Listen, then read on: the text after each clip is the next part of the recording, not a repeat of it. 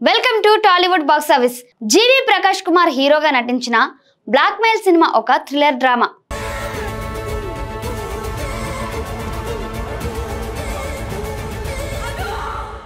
Director Mu Maran ఈ సినిమాను తీశాడు. స్టోరీలో మనీ అనే యువకుడు తన బాస్ కొకైన్ స్మగ్లింగ్ బిజినెస్ లో అన్ఇగ్నోరెంట్ గా పనిచేస్తాడు.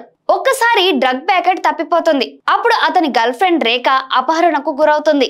మనీ తప్పిపోయిన ప్యాకెట్ తిరిగి తెచ్చుకోవాలి లేదా డబ్బు చెల్లించాలని బ్లాక్ మెయిల్ చేస్తారు. ఇక్కడే శ్రీకాంత్ ఫ్యామిలీ ఎంట్రీ అవుతుంది. వాళ్ళ చిన్న పాప అను కిడ్నాప్ అవుతుంది. బిందు మాధవి, లింగా, రమేష్ తిలక్, రెడీనా కింగ్స్లీ వంటి వాళ్ళు కూడా కీలక పాత్రలు చేశారు. సినిమా మొదట్లో థ్రిల్ బాగా ఉంటుంది. ట్విస్ట్లు వస్తుంటే ఆసక్తి పెరుగుతుంది.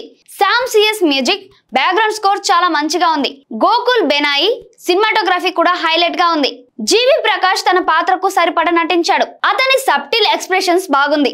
శ్రీకాంత్, ముత్తుకుమార్, రెడీనా కింగ్స్లీ మధ్య కామెడీ టైం పాస్ ఇస్తుంది. తేజు, అశ్విని కూడా డీసెంట్ గా చేసింది. కానీ స్క్రీన్ ప్లే లో కొన్ని బలహీనతలు ఉన్నాయి. ట్విస్ట్లు ఎక్కువగా ఫోర్స్డ్ గా, ఇన్కన్వీనియంట్ గా అనిపిస్తాయి. చాలా ట్విస్ట్లు ప్రెడిక్టబుల్. క్యారెక్టర్ల బ్యాక్గ్రౌండ్ డెప్త్ లేదు. అందరూ బ్లాక్ మెయిలర్స్ అయిపోతారు. కానీ జస్టిఫికేషన్ బలంగా లేదు. సినిమా రన్ టైం కొంచెం స్ట్రెచ్డ్ గా ఉంది.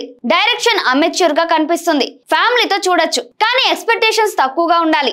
ఓవరాల్ గా బ్లాక్ మెయిల్ ఒక టైం పాస్ థ్రిల్లర్. మంచి మ్యూజిక్, పర్ఫార్మెన్స్లు ఉన్నప్పటికీ స్క్రిప్ట్ వీక్నెస్ వల్ల పూర్తిగా సక్సెస్ కాలేదు. మరి మన రేటింగ్ వచ్చేసి 2.5 out of 5.